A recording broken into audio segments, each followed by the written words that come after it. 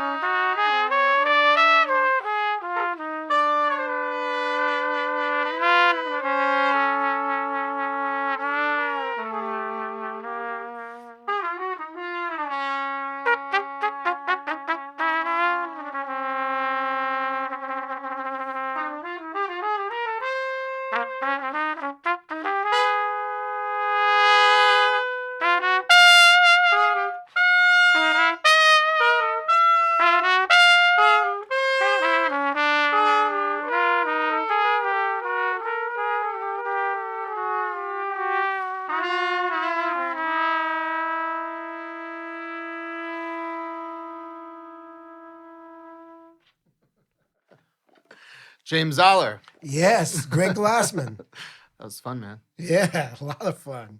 Welcome to the second episode on the FAQ NYC podcast. Pleasure's all mine. You know that. We're calling it Into Something. Okay. So we're going to get into Okay. something.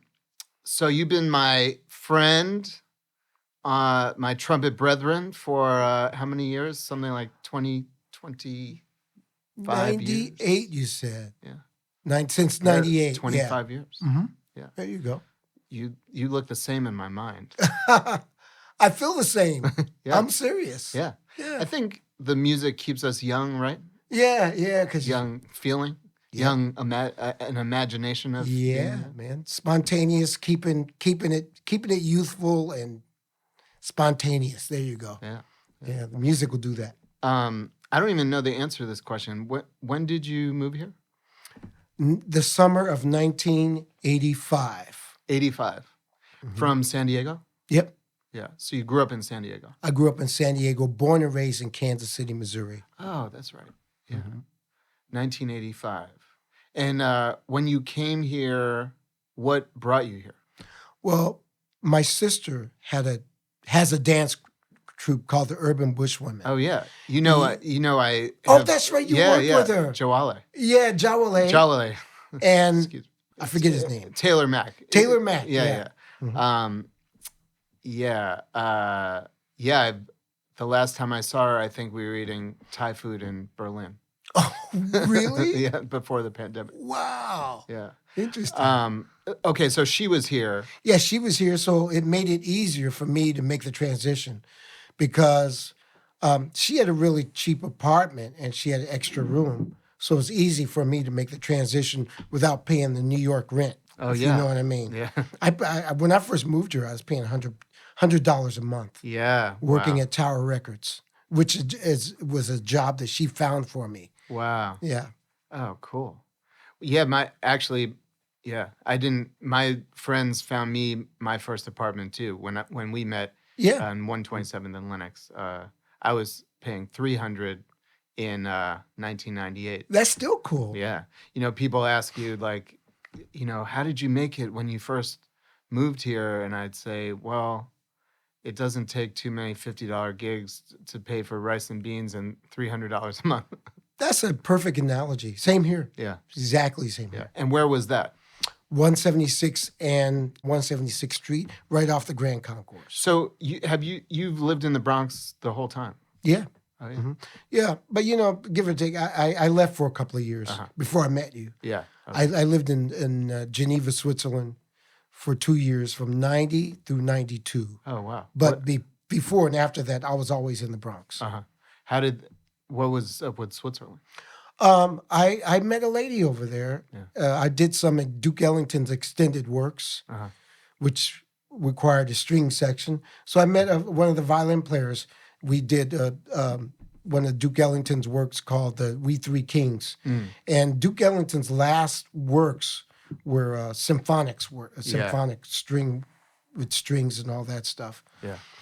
And so anyway, I've been in the Ellington band since I was since my early 20s. So I joined the Ellington band before I moved here. Oh wow. Which was 1983. And so then were you going on the road with them from here once you moved here? Yes. Okay. So that was always part of your work life. Yeah. Mercer Ellington hired me. Yeah. Mm-hmm. Yeah. And so what were you doing when you first moved here? Who were you hanging with? I was working at Tower Records. At nighttime, I was playing with Jackie Byard's band, subbing for Craig Haynes. Graham Haynes. They're brothers. Totally. So anyway, Graham Haynes. So I was playing at night at the Barry Harris Cultural Center and playing Latin gigs. Yeah. After my gig at Tower Records. Tower ended at 12. The Latin gig started at 1 a.m. Tower Records was open till midnight. Yeah, exactly. Wow. Mm-hmm. Yeah, different time. Yeah. Mm-hmm. Amazing. I've heard so many things about that Barry thing. Yeah, Barry Harris Cultural Center. Cultural Theater. It was on 29th and 8th Avenue or something like that. Barry Harris, of course, the master pianist from Detroit, who became a worldwide pedagogical phenomenon. Yes. Actually, I was very close with Donald Walden. Yes. And Donald told me that Barry came up with that method in a dream. Really? He said that, and Donald was probably Barry's first student when they were both teenagers, or when Barry was in his 20s and Donald was a teenager. Okay. Yeah. Interesting. So I got all that material through Donald. Yeah.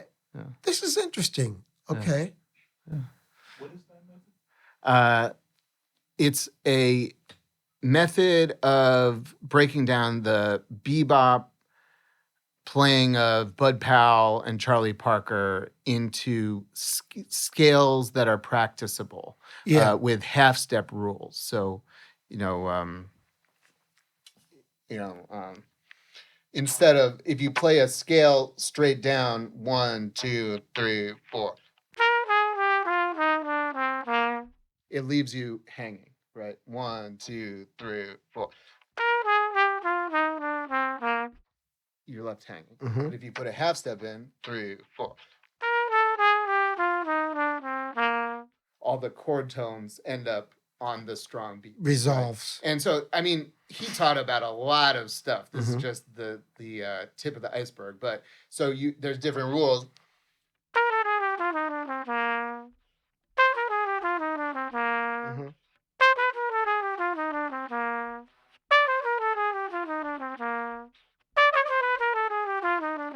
It's basically adding half steps in so that it feels good.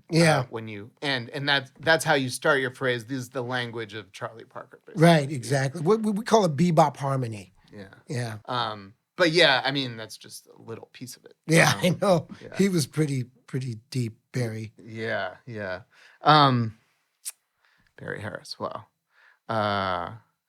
And so you and I met. In 1998, we said, right? Right. That's when I moved here for good. And I believe we met at the St. Nick's pub, right? Definitely. The way I remember it was I was going there just about every night or 3 nights a week or something.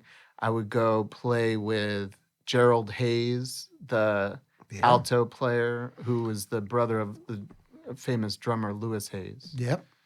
And and I remember feeling like I really sounded like shit, and I was walking out of the place sort of. I mean, it was not an uncommon feeling for me to go to the St. Nick's pub and feel like I played like shit. And I was walking out, and if I remember correctly, you were sitting. There's a like a skinny space between. There were chairs on the left side and the bar on the right side. And it was a Exactly. skinny hallway to get past Right. that. And somebody grabbed my arm as I was walking out, and you were drinking with a friend, and you looked up at me and you say, "You like Fats Navarro, don't you?" and Fats Navarro was like my favorite trumpet player, and you said, "You like Fats Navarro, don't you? Give me your number." Or something like that. Yeah, Is it was that something like that. Well, you know, I remember that a little bit, but I thought it was more Kenny Dorham. But Fats is Kenny's out of Fats. Yeah, and yeah. they all kind of Well, came up they were together. that was definitely the music I was obsessed with. Yeah, so I knew it was a language that I was very familiar with. Yeah. So that's what caught my attention. Yeah. Yeah, so I was ready to sulk out of the club feeling like shit. And then I got this what was for me a big compliment from you. And then we became friends that way. Yeah. Yeah. Yeah. Well, and I don't know what the lesson is there. You never know who's listening. Yes, that's it. That's it. But no, it caught my attention because I don't remember any trumpet player playing that deep a harmony there at the St. Nicholas pub, except for you, and it got my attention right away. Amazing. The St. Nick's pub, we should explain a little bit. That was a community-run club bar on St. Nicholas and 146 or 147, something like that. Yeah, like in the bottom of a limestone building. Yeah. Yeah. And if I remember right, a lady named Roberta. Yeah. Indeed, she might have ran a lot of that stuff. Yeah. And I remember I'm subbing a lot for Patience Higgins on Mondays. Yeah. That's what I remember. Yeah. Yeah, I lived not too far from there, and I would go there every night, almost every night for a while. And it's interesting, you know, like in modern conversations about race, right? Like I think jazz musicians generally, like if you're actually dedicated to the music, I don't want to say it exactly transcends the current conversation. All I know is that I spent a lot of time as the only white kid in all black spaces, and I, you know, even though I got needled sometimes, like you know, like it was all in fun, and mostly I was just completely embraced. You know, I was serious about the music, and there was like the last thing on my mind. You know, me too. Yeah. That's why when I heard you, it didn't matter. I didn't, you know, I was like going by what I was hearing. I said, wow. Yeah. It's funny. Yeah. And then you were, I don't know how much you realize this, but you subbed me, some of my very first gigs, and you gave me the first gig that I ever, went to Europe with the Scatolites. Yeah. Okay. Yeah. But you helped me out so much with work at the beginning there. Yes. No, I remember those times. Yeah. Well, I needed somebody competent to, you know, I mean, it's good to send a great sub. Yeah. That's a good thing.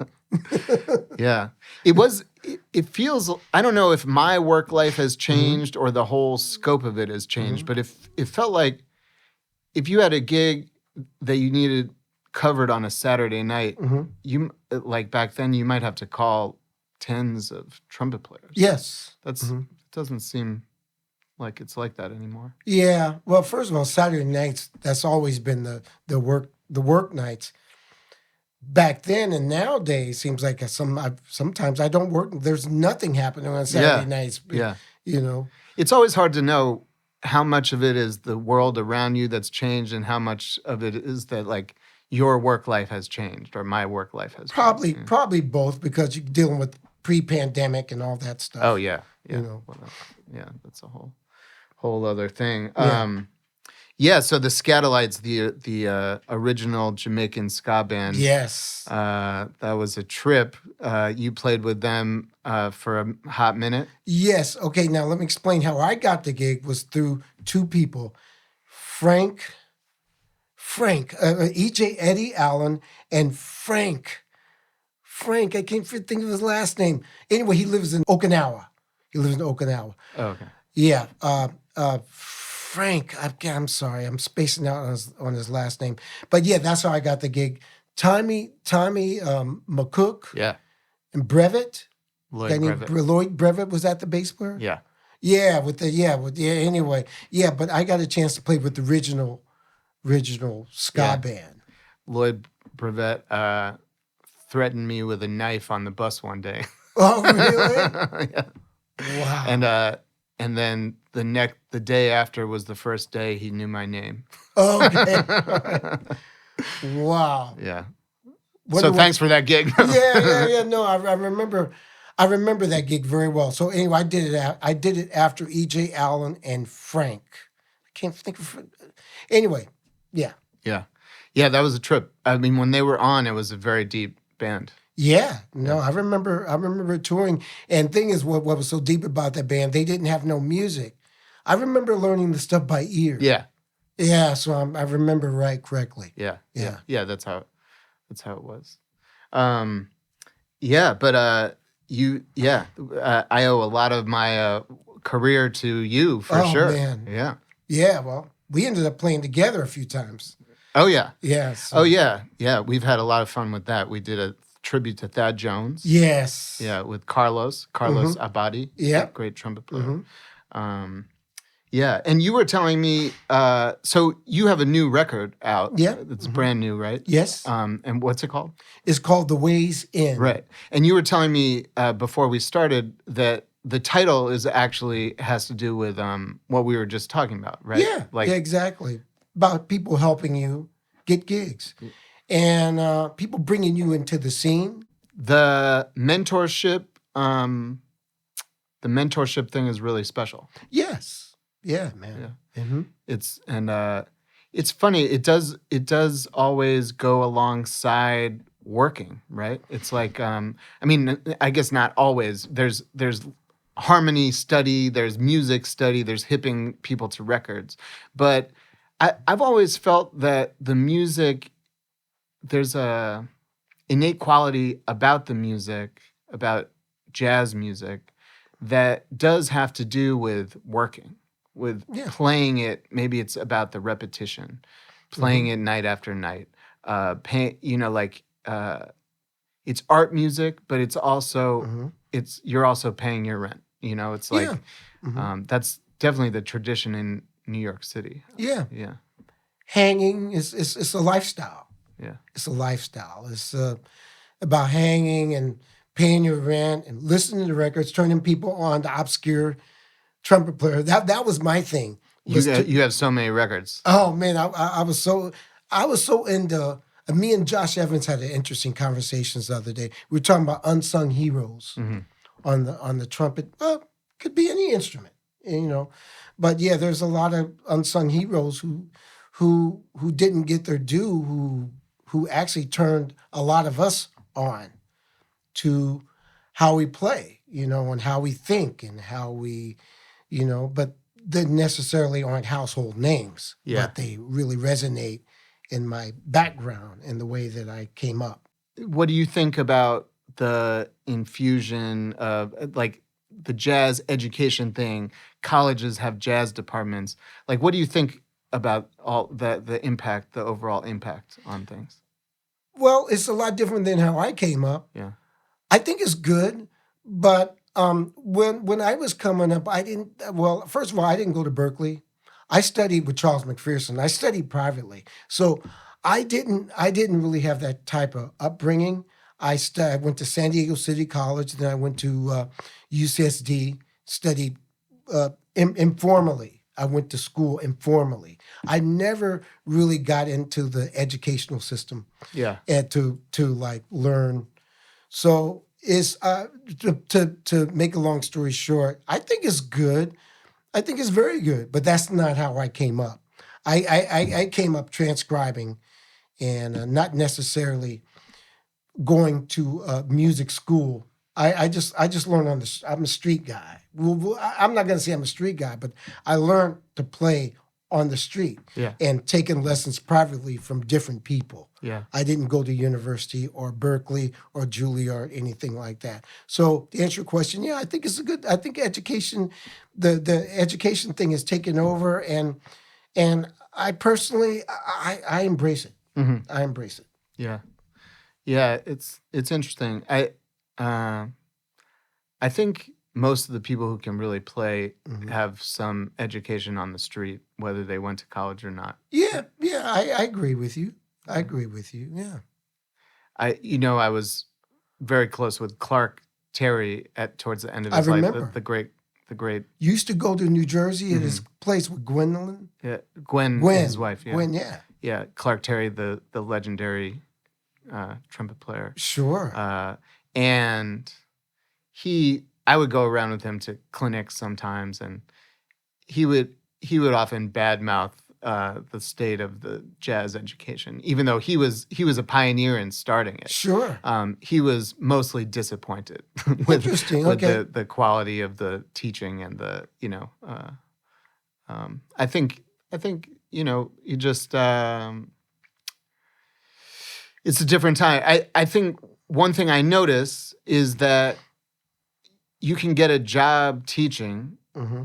much more easily than you can get a job playing the trumpet, like playing your instrument. Yeah. Right? Okay. And there's something weird about that, right? Because on the one hand, jazz is American. It's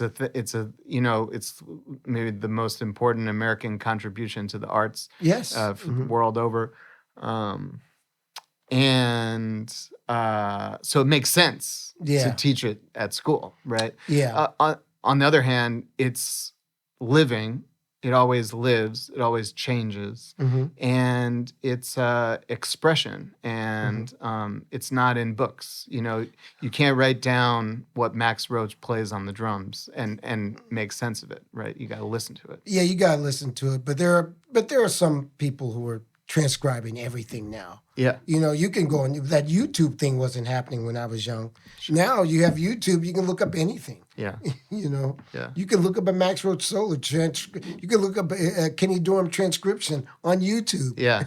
That was never happening. When I was coming up back in the 70s and 80s, you had to write it out yourself. The record players, Yeah. and now they got the digital thing where you can slow it down, and makes it a lot easier to transcribe. Right, totally.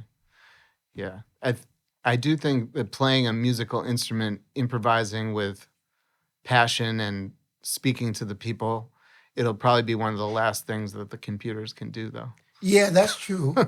Yeah, that's true because there's a certain amount of soul or there's certain inflections that you can't. You got to get that yourself. Yeah. And also it's in you. It's not on a computer or anything. You got that you got to you can internalize that yourself. Yeah. And give it your thing. Yeah. Yeah. As you were talking, I was reminded of how when we talk on the phone, we often talk in complete gibberish language. Sure. Yeah. And I've always had my own language, my family tell you, since I was a kid. And the way that I look at it, that's part of the personality. The best thing one of the things about what I love about this music, Lester Bowie was talking about it. Serious fun. Like Clark Terry would be playing the blues, and all of a sudden he'd be playing very serious stuff, and all of a sudden he'd break into his mumbles, and he'd just have everybody cracking up, and that's good for the soul, to make people laugh. Yeah, Clark. I can't do the impression, but Clark, I don't know. Do you have an impression? No, because that was. Something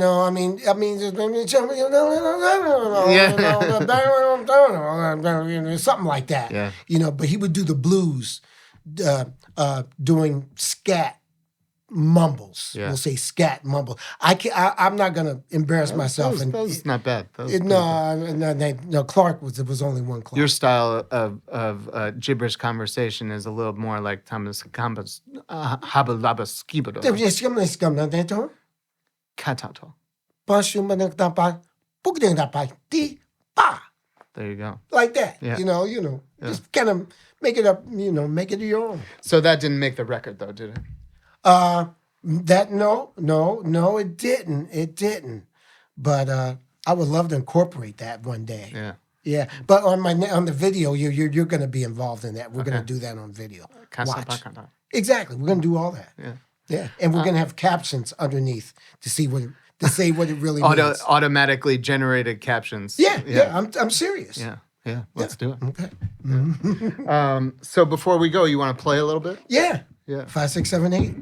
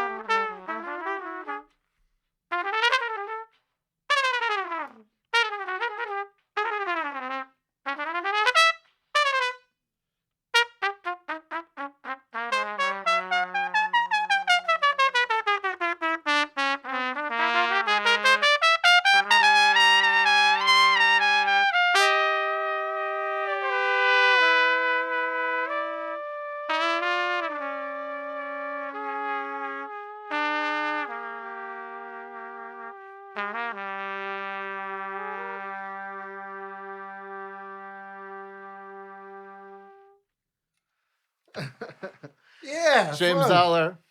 My man, Greg always a Glassman. pleasure. Man, Love so you. great. Love you too, man. You've always been very special to me, man. Oh, man. Yeah. Well, the feeling is beyond mutual. Yeah. And I can't wait to check out this new record of yours. Yeah, man. This is dedicated to our people. Marcus Belgrave, I give him lots of credit, which I played with his son a couple of weeks ago. Oh, yeah. Jazz Link, he was here. Kassan Belgrave. Yeah, Kassan, yeah, Sounds alto fantastic. saxophone player. Yeah. Well, thank you for making the time, man. My pleasure, Greg. Yeah. All right. Let's go and get some grub, bro. Yeah. All right. Thank you. Oh, you're very welcome. That's a treat to you guys play and just go back and forth with each other. Yeah. No, but this is serious for me. I mean, when he calls, you should hear the stuff. Oh, man, when we worked on that Thad Jones project, it was serious, man. That was serious. Looking back on it, Yeah. that was some serious stuff we were doing. Yeah. I think we did a couple of things at Smalls together. Uh-huh. A couple of projects. Yeah. You know. Yeah, I can't. Oh, the What's his Lewis Smith. Yeah, that's right. We did Lewis Smith and Thad Jones together. Yeah, so when he's involved, it's wow, this guy's serious. I try to have some stuff together. I try to be ready for him though. This has been the second installment of Into Something, a series by FAQ NYC in cooperation with trumpeter and host Greg Glassman. FAQ NYC is a part of The City, a nonprofit, nonpartisan newsroom dedicated to hard-hitting reporting that serves the people of New York. Our work is freely available to everyone at thecity.nyc and is supported by listeners and readers like you. Go to thecity.nyc/give if you'd like to pitch in. We are an affiliate of NYU's McSilver Institute for Poverty, Policy, and Research, and a proud member of the Brickhouse Cooperative of independent journalists, critics, and artists. Find it all at popula.com. Harry Siegel is our executive producer, and I'm our engineer, Adam Chimera. A special thank you to our guest, trumpeter James Zollar. And thank you, listener, for joining us and making it this far. Be kind, be cool, and we'll be back soon with more. Are you a better musician now than you were in your 20s, both you guys? I